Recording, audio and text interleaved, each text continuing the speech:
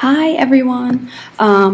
Today we are going to be talking about teaching writing as a product and teaching writing as a process. We'll talk a little bit about which approach should be taken, as well as the idea of post-process writing. Okay, so we got a lot of things going on. So what I want to do first is we're going to have a little warm-up. Okay, oh that's backwards. Well, we're going to have a little warm-up. So I'm going to give you a hypothetical writing warm-up assignment. Okay, this is something that maybe someone in an English classroom would give to their students. And once I've given you the assignment, I'll read 2 student responses, and then I want you to try and figure out which one fulfills the assignment. Make sense? Okay. So the assignment is take the first 5 minutes of class and begin writing an introduction. Okay, I'd like it to be around 35 to 50 words, and I am going to be looking at grammatical issues in your writing. Okay, so that's pretty much what the assignment is. So here are 2 different student reactions to that. Okay, student A says this. This exceeding, trifling, wilting, considering, ranting, criticizing, concerning, adopting, fitting, wording, being, exhibiting, transcending, learning, was displaying, now withstanding, ridiculing, surpassing, boasting, swelling, reasoning, respecting, correcting, erring, writing, and touching, detecting, deceiving, arguing during debating. Okay, just follow me here. Student B responded with this. Loretta, my bride, as beautiful as ever, a few strands of her blonde hair resting gently against her face, moving ever so slightly as she breathed. Her eyes opened to meet mine, a gentle blue, calm enough to soothe the storms. She smiled warmly at me, one of her teeth slightly in front of the other, a quirk that made her all more beautiful in my eyes. Okay? So, which student, A or B, fulfilled the requirements of that assignment? Give me a second to think about it. Well, this is a trick. Both A and B technically met all of the very vague requirements of this assignment. Okay, so each of them had about 35 words. Neither of them, believe it or not, had grammatical issues, and they are both sort of an introduction. Okay, I didn't tell them what context, I didn't tell them their audience or really any information at all. Okay, the first one, which seemed like a whole bunch of rambled words, I actually Googled sort of a grammatical passage, so it does make sense, but it doesn't really. And then student B was a sample of one of my former students that was an actual introduction to a piece of writing he did. Okay. So today we're going to talk about teaching writing 3 different ways. Writing it for product, writing it for process, and writing for post-process. So let's start with the first one. So we'll talk about writing as a product. Again, it's backwards, but that's okay. So writing as a product. So my research showed that the definition for writing for a product is when the focus of your assignment is on the final submission and the grade awarded. So an example of this, I'm sure we've all been there, where we've given an assignment just so that the students will produce something. Hey, free write for 10 minutes, okay, jot some things down, just get some brainstorming in, okay. We don't really give them a whole lot of information. We just sort of say, hey, we'll keep you busy for a little while, okay. And there's good and bad to that, you know, if we don't give them a purpose for writing, if we don't give them a background. Yes, they are busy, okay, they're pencils on the paper, but there's really no connection between what they're doing and why they're doing it. They know, hey, if I write 50 words, I'll get 50 points, or something along those lines, okay, so that's writing for product. And I found a little article, actually one of the ones that we read in class from our text, that sort of discusses it, and it says, this is Douglas Downs and Elizabeth Wardle. It says, not surprisingly, those impressions focus on syntactic and mechanic concerns and assume that writing is writing, involving learning once, write many basic skills. So writing for product, we sort of put this assumption in students' minds that you produce it and your job is done. Okay, it's writing is writing. There's nothing farther. It doesn't go any further than that. Okay. So the second type of teaching writing we're going to talk about is writing as process. Okay. And roughly what I found in my research, writing as process normally means that there's multiple levels to the assignment. Okay.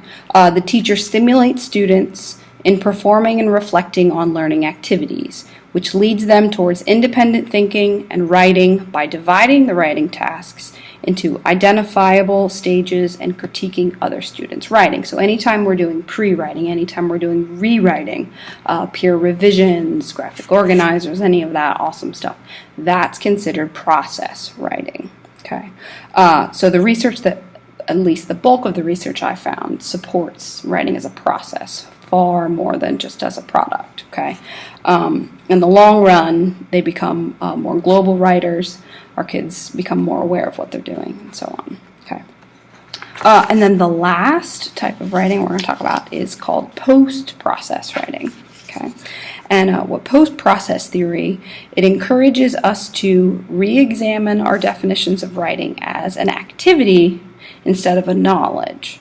It also says that instead of we're exercising mastery, we are communicating with our students instead of having monologic. Okay, post-process has come to mean a critique of the process movement, and it has a direct rejection of mastery. So often we want our students to master a set of skills, right? We want them to master the semicolon or no more comma splicing, that sort of thing. Post-process does not believe that there is a mastery, that it's comprised of a whole bunch of activities that come together based off of the student as an individual, who they are in society, and so on and so forth. Unfortunately, I couldn't really find any concrete applications of how you could put post-process into your writing classroom. But it does seem like there are some benefits to it.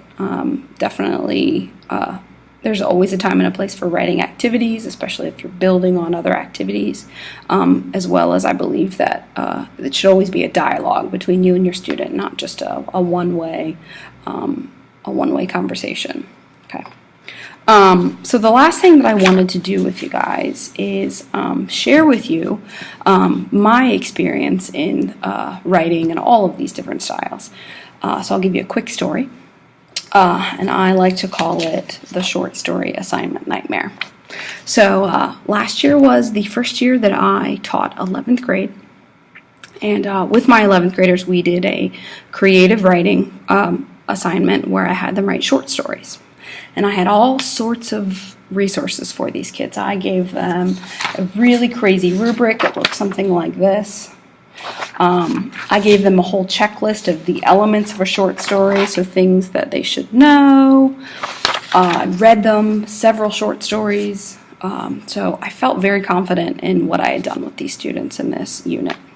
And I let them go. I said, okay, here's all the tools you need to be successful. I gave them lots of free writing time in class, and from then on I was sort of hands-off, which was my mistake.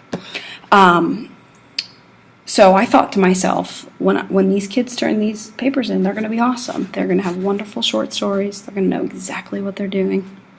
What ended up happening was I had lots, I'd say probably, in one class I had about 25 kids, so about 10 of the 25 ended up being stories that the kids just relayed, so things that they'd done that past weekend. I went out to the cabin, I went fishing or hunting with some friends. I mean, they're naming kids that are in the classroom, they're naming places that are right down the street. They totally missed the creativity part, and short story meaning fiction, meaning make it all up, and they're naming things that are all in their lives. So what I realized in this moment is that although I'd given them everything, really I was teaching them for product. I said, here are the points that you need. This is what, if you want 100%, make sure you don't, you have introductory phrases and you have transitions and things of that nature. And so they had all those things, but they totally missed the whole point of the assignment, which was the creativity, the fiction writing, the making things up. They were talking about things that were happening just because I sort of let them go. I didn't give them the steps of the process. I didn't check for those things. So what could I do next time to better that? I could have had graphic organizers. Okay, what are the names of your characters? What's your setting? Who's your audience? If I'd asked them those things as they were writing, I could have changed those things. I could have done peer revisions. If I'd had other kids looking at their pieces, then maybe they could have said, hey, maybe you should try adding a little fiction into this, and things of that nature. And we also didn't do any rewriting. So at the end, I just took the final, I stapled the rubric, and I called it a done deal. I didn't do any rewriting with them. So that was sort of an interesting experience for me. I thought I had the process down pat when really I was teaching for the product. They were just churning it out and giving it to me with the right word count on it. So which approach do we take? Well, in my personal opinion, I think that writing for process way outweighs writing for product. Okay, it teaches them long-term skills. It gives them a before, during, and after. Okay, it gives them purpose throughout the entire experience. And ways that you can do that are ask yourself, was the majority of my class time dedicated to the act of writing? Sentences, paragraphs, pages. Or was it dedicated to the process and the quality, not the quantity? Okay. So that's a little bit about that in a nutshell. I've run over my time, but thank you very much for watching.